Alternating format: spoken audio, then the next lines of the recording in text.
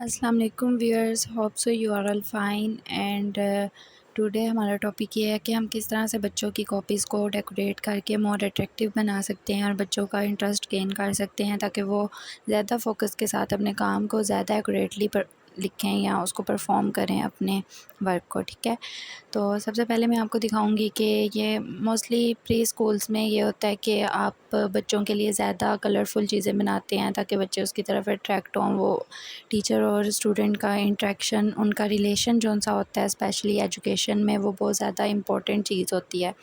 अगर आप चाहते हैं कि आपकी क्लास अच्छा परफॉर्म करे तो सबसे पहले आप उनकी अटेंशन गेन करते हैं, बच्चों को अपने साथ इंगेज करते हैं। जब आप एक दफ़ा बच्चों को अपने साथ इंगेज कर लेते हैं तो फिर बच्चे आपको बेटर रिज़ल्ट देते हैं। So let's start our discussion. सबसे पहले मैं आपको ये टाइटल पेज दिखा रही हूँ, ये है मिनी टाइटल पेज।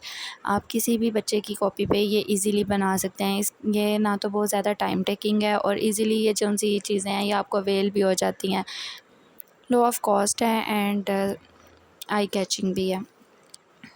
इसके बाद हम बात करते हैं अलिफ़ अंगूर की, क्योंकि पहला हर्फ हमारे पास अलिफ़ होता है हरूफ तहजी में, तो हमने अलिफ़ अंगूर पढ़ाने के लिए पहले अलिफ़ अंगूर का एक छोटा सा यहाँ पे टैग लगा देना है, जिससे बच्चे को ये क्लियर हो जाए कि अलिफ़ से क्या बनता है, अंगूर बनता है। और हमने डेफिनेटली ग्रेप्स में आप कोई भी कलर यूज़ कर सकते हैं, येलो, पर्पल, ग्रीन, आपने वो कर लेना है ताकि बच्चों को ये चीज़ भी क्लियर हो जाए कि ग्रेप्स बेसिकली क्या होते हैं और ये हम के किस कलर के होते हैं। ठीक है, उसके बाद इस तरह से हमने हर्फ अलिफ़ की मशक कराई है।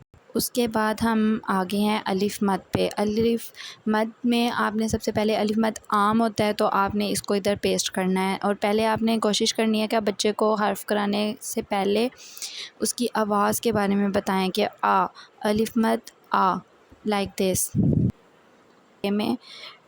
इसी तरह आपने बे की फ़ैमिली को कवर करना है। उसके बाद हम टे पे पहुंच चुके थे तो मैं आपको टे दिखाती हूँ। टे पे हमने इस तरह छोटा सा ये करके टमाटर का एक मतलब जनरल व्यू दे दिया है, उसकी पिक्चर दे दिया है ताकि बच्चों को क्लियर हो जाए कि टमाटर किस कलर का होता है और ये सब्ज़ी है। एंड जब आप बच्चे को पढ़ा रहे होंगे you have to tell them story about मतलब दी ऑब्जेक्ट। अब जैसे मैं टे पढ़ा रही हूँ तो मैं उनको बताऊँगी कि बेटा आपको पता है आपकी मदर मार्केट गई, वो वहाँ से वेजिटेबल शॉप पे गई, वहाँ पे उन्होंने देखा कि वहाँ पे डिफरेंट सब्ज़ियाँ पड़ी हुई थी। ठीक है, मुख्तलिफ़ सब्ज़ियाँ थी। उन्होंने वहाँ से अपने घर में कुकिंग करने के लिए, खाना पकाने के लिए उन्होंने वहाँ से थोड़ी बहुत सब्ज़ियाँ उठाई। अब आपको पता है हांडी के अंदर उन्होंने टमाटर डालना था, उन्होंने लहसुन डालना था, उन्होंने वहाँ से टमाटर उठाया। आपको पता है आपने घर में कभी देखा है इस तरह का टमाटर होता है, टमाटर को हम सैलेड में यूज़ करते हैं। ये सारी चीज़ें आपने उनको इस तरह से सुनाना है। अब आपकी मदर ने जब मतलब टमाटर ख़रीद लिया तो उन्होंने फिर उसको रखने के लिए आपको पता है क्या यूज़ किया, उनके हाथ में एक टोकरी थी, टेटा टमाटर एंड टेटा टोकरी। ये सारा आपने उनको इस तरह से कंसेप्ट उनके माइंड में इंजेक्ट करना है। के बाद इसी तरह हमने ये कुछ मशक बनाई हुई है टे के हवाले से, बच्चे इसको कॉपी करेंगे इसके ऊपर। मैं मोस्टली ये होता है कि मैं बच्चों को ट्रेसिंग पे नहीं रखती, मैं कोशिश करती हूँ कि वह सिंगल डॉट के ऊपर ही वर्ड को बनाना शुरू करें। इससे ये होता है कि एक तो बच्चे के हाथ में ग्रिप आती है, वो फोकस ज़्यादा करता है। और इसी तरह से हमने हर हर्फ को डिफरेंट कलर्स के क्लाउड से कवर किया ताकि बच्चे खुश होते हैं मोस्टली कलर्स को देख के। उसके बाद हमने बे की जो सी फैमिली है वो सिखाने के लिए हमने छोटे छोटे इस तरह से रिवीजन एक्सरसाइजेज़ को भी साथ साथ इन्वॉल्व करना है, और ताकि बच्चे बुक बाज़ औक़ात ये होता है लिखते वक़्त वो जो से होते हैं वो पढ़ाई पे इतना ध्यान नहीं देते, तो हमने नीचे पिक्स भी लगा दिए हैं ताकि जब बच्चा बे लिख रहा हो उसे हम कहेंगे बे बा बिल्ली, वो इस तरह से। और फिर ये भी पूछेंगे कि आपको पता है बे के नीचे कितने डॉट्स होते हैं, ये सब कुछ। उसके बाद हम आ जाते हैं, दोबारा से एक दफ़ा टेक करा लेंगे। उसके बाद हम उनको देंगे से के ऊपर हम उन्हें कहेंगे कि आपको पता है 3 नुक्ते होते हैं, ताकि बच्चों को ये याद रहे कि नुक्ते ऊपर होते हैं। तो हमने जो उनसे नुक्ते हैं उनको ज़्यादा प्रोमिनेंट कर दिया, और बच्चों को समर का कॉन्सेप्ट देने के लिए हमने नीचे डिफरेंट फल लगा दिए हैं। उसके बाद हमने इसी तरह से नेक्स्ट पेज पे मैंने कुछ समर की पिक्स बनाई हैं, लेकिन अभी इसमें कलर करने पेंडिंग हैं। उसके बाद यहाँ पे मैंने समर से के नुक्तों की बजाय मैंने डायरेक्ट उधर समर ही बना दिया। मैं कहा बच्चे एक दफ़ा अच्छी तरह फ्रूट्स खा लें। उसके बाद हम आते हैं रिवीजन एक्सरसाइज पे। ये हमने अलिफ से तक मतलब कि बे की फ़ैमिली तक रखी है।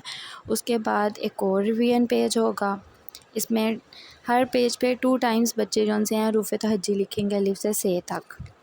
और ये जो क्लाउड है इसका बेसिकली ये मकसद है कि आप बच्चे से पूछ सकते हैं जनरली कि बताओ बेटा जीम की तरह है, इनमें से बे की तरह है, उस पे फिंगर रखें, से के ऊपर कितने नुक्ते हैं, लाइक समथिंग।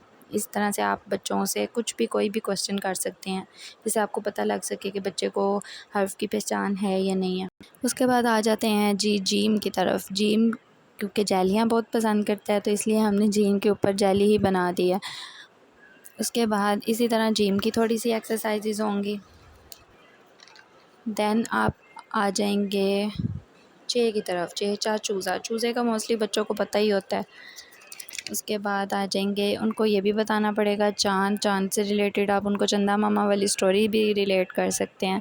उसके बाद आ जाता है जीम चे। फिर हम जीम और चे के नुक्तों का नकात को मतलब उनको फ़र्क बताने के लिए हम जीम और चे लिखवाएंगे, ताकि बच्चों को ये क्लियर हो जाए कि जीम में 1 नुक्ता और चे में 3 नुक्ते। फिर उसके बाद हम लाएंगे हे हाली, इस तरह भी कह सकते हैं। और बच्चों को हम ये भी कह सकते हैं कि बेटा आपको पता है हे हा हलवा होता है। इस तरह से हे की 3-4 पेजेस पे एक्सरसाइज कराएंगे। फिर जीम चे और हे तीनों का डिफरेंस बताने के लिए। उसके बाद हम आ जाएंगे खे की तरफ। फिर उनको बताएंगे खे का खरबूजा। और उसके बाद फिर इसी तरह से रिवीजन एक्सरसाइज चलेगी हमारी साथ साथ। उसके बाद आते हैं जी दरख्त के पास। क्योंकि हमारे पास दरख्त बहुत ज़्यादा हो गए थे तो मैंने हर पेज पे वाफर मिकदार में दरख्त लगा दिए,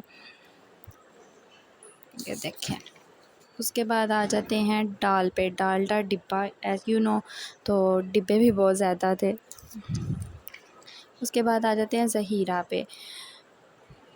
इस तरह से आप ज़ाल को रिप्रेजेंट कर सकते हैं, बच्चों को याद भी रहेगा और बच्चे इंटरेस्ट लेके इसको लिखेंगे और आपको सुनाएंगे। फिर दाल की फैमिली की एक्सरसाइज रिक्शा, क्योंकि रिक्शा बार बार नहीं बनाया जा सकता था तो ऊपर मिनी रिक्शे जौन से हैं मैंने वो ईजाद कर दिए हैं। उसके बाद आ जाती है जी डॉल। अब आप देख रहे हैं कि ये सारी चीज़ें जौन सी हैं बच्चों का बहुत ज़्यादा इंटरेस्ट अपनी तरफ डेवलप करेंगी। बच्चे इसको बहुत ज़्यादा इंटरेस्ट से और मज़े से करेंगे। उसके बाद है यालाबारी। अब यालाबारी में मोस्टली ये हमें कन्फ्यूजन रहती है कि ये सालाबारी है या यालाबारी। तो यालाबारी हमारे साले के साहब की तो होती नहीं है, तो इसलिए ये यालाबारी होती है। इसको हम यूँ पढ़ते हैं, यूँ या यालाबारी। सो आपको पता होगा जब बारिश ज़्यादा होती है तो ज़्यादा पानी आता है, तो इतना ज़्यादा पानी आ गया था कि उसके ड्रॉप्स हमारे पूरे पूरे पेजेस पे फैल गए हैं।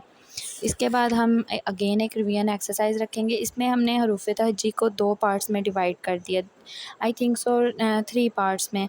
3 पार्ट्स में इस तरह से कि पहले अलिफ से खे तक हम इधर लिख लेंगे। उसके बाद हम क्या करेंगे, 2 पेजेस को इस तरह से कवर करेंगे। फिर अलिफ से ज़ाल तक, फिर 2 पेजेस को इसी तरह कवर करेंगे। उसके बाद अलिफ से यों तक। यहाँ तक हमारा फर्स्ट टर्म का सिलेबस कवर हो जाएगा। And this is the end of my vlog. Hope so you all will subscribe and like my video. Thank you all for watching my video.